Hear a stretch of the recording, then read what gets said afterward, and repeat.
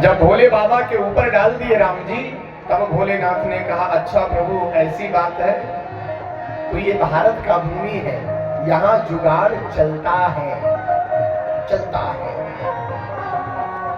काम ना बनता हो ना हाकिम लोगों के पास, धीरे से एक 500 वाली पत्ता दिखा दो ना, नहीं बनने वाला काम भी दादा ना भैया सबसे बड़ा रुपया है ना सेठ जी, है ना। काम ना बनता हो तो धीरे से निकालो ना हरी हरी पत्ती, काम बनेगा। भगवान शिव ने कहा जुगाड़ करता हूं सरकार, लेकिन उस जुगाड़ में आपको साथ देना पड़ेगा। राम जी ने कहा बिल्कुल साथ दूंगा, आप जुगाड़ करो। भगवान शिव ने कहा एक शर्त है, ये भक्त आपका दर्शन कर लेगा, आपका दर्शन कर लेगा भक्त, आप रोइए। भगवान शिव ने जुगाड़ बनाया और जुगाड़ बनाकर राम जी को कह दिया कि आप रोइए। शर्त यही है कि आप तब तक रोइए जब तक मेरा इशारा न पा जाइए, तब तक आप रोते रह जाइए। आपका रोना बंद नहीं होना चाहिए जब तक मेरा इशारा न पा जाओ। और भगवान शिव ने जब कहा रोइए, सो राम जी रोने लगे।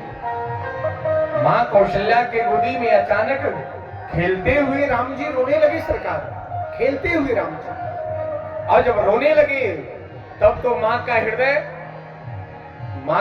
तो बड़ा कोमल होता है ना,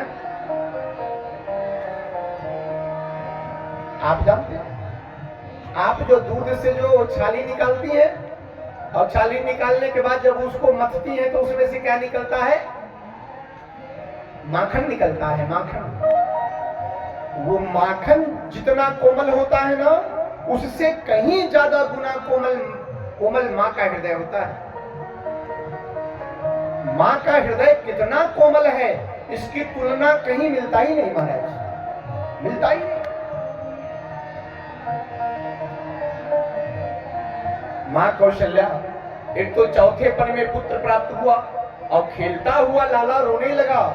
मां कौशल्या का हृदय तुरंत कांप गया। तुरंत आंचल के नीचे लेकर मां कौशल्या दूध पान करवाना चाहिए, राम जी दूध नहीं पिए। मां कौशल्या उठकर टहलाने चली गई, राम जी चुप नहीं हुए।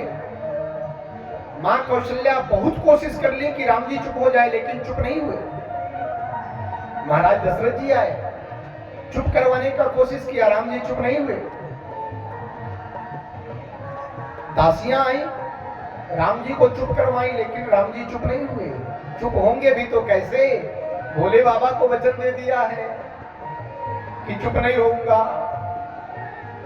अब मां कौशल्या का हृदय कांपने लगा कि छोटा बच्चा है, कोई डाइन तो नहीं चली आई थी दर्शन के बहाने, डाइन जोगी कुछ कर तो नहीं दिया मेरे लाला को। अब महाराज जब मां के हृदय में ऐसा भाव जगा तो बड़े बड़े तांत्रिक चले आए, बड़े बड़े तांत्रिक आकर राम जी का डाइन जोगिन का किया हुआ मंत्र उतार रहे हैं, लेकिन राम जी का रोना बंद नहीं हुआ, नहीं हुआ साहब। जब तांत्रिकों के द्वारा नहीं ठीक हुए राम जी, तब मां कौशल्या के मन में भाव जगा कि ऐसा तो नहीं बाल ग्रह लग गया। बाल ग्रह, छोटे बच्चे जो होते हैं ना, उसको बाल ग्रह लगने का बड़ा डर रहता है। अब बड़े बड़े डॉक्टरों का आना शुरू हुआ, एक से एक डॉक्टर आए महाराज। कोई ईसीजी कर रहे हैं, कोई एक्सरे कर रहे हैं, कोई अल्ट्रासाउंड कर रहे हैं, कोई फुल बॉडी चेकअप कर रहे हैं महाराज। कोई बीमारी निकल ही नहीं रहा है। अरे जब बीमारी रहेगा मैया तब तो बीमारी निकाल पाएगा डॉक्टर, और यहाँ बीमारी तो लग गया है भोले बाबा का, यहाँ तो नजर लग गई है महाराज। ऐसी नजर मारा है भगवान शिव ने कि नजर नजर से नजर को देखो, नजर को सोचो, नजर को समझो। नजर मिलाना बुरा नहीं है, लेकिन नजर का मारा बचा नहीं है। एक बार जब नजर लग जाती है ना, तो फिर वो वारा न्यारा करके ही छोड़ती है, इसलिए बचना चाहिए।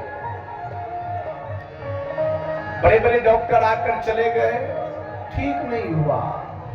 एक दिन बीत गया, 2 दिन बीत गया, तीसरा दिन बीत गया। राम जी को रोते हुए 3 दिन हो गया साहब, 3 दिन। तीसरे दिन अचानक मां कौशल्या की दासी घूमती हुई सरयू जी के किनारे गई तो बोर्ड पर निगाह पड़ गया, शंकर दत्त शास्त्री ज्योतिषाचार्य। तुरंत द्वार पर पहुंची, दरवाजा खटखटाई, बाबा। अरे बाबा। बाबा ने द्वार खोला, यही तो चाह रहे थे भोले बाबा। जैसे द्वार खटखटाया, बाबा शब्द सुना, वैसे भोलेनाथ का हृदय प्रसन्न हो गया, लगता है प्रभु की कृपा हो गई। द्वार खोले भगवान शिव ने। हाँ बेटी कहो क्या बात है। मां कौशल्या की दासी कहती है, बाबा एक बात बताओ, यदि छोटे बच्चे को नजर गुजर लग जाए तो क्या आप ठीक कर सकते हो? भगवान शिव को विश्वास हो गया कि प्रभु की कृपा हो गई। भगवान शिव कहते हैं कि बेटी, यदि बड़े बूढ़े को 90 साल, 80 साल, 95 साल, ये बड़े बूढ़े को यदि नजर लग जाए वो तो मैं ठीक ही कर देता हूं, और यदि छोटे बच्चे को लग गया हो तो उसका तो हम स्पेशलिस्ट हैं, स्पेशलिस्ट हैं हम। दासी तुरंत गई, मां कौशल्या से बताई। मां कौशल्या ने आदेश किया कि जाकर बुला कर ले आओ। दासी गई भगवान शिव के पास और जाकर कही कि बाबा चलो, महल में मैया ने आपको बुलवाया है।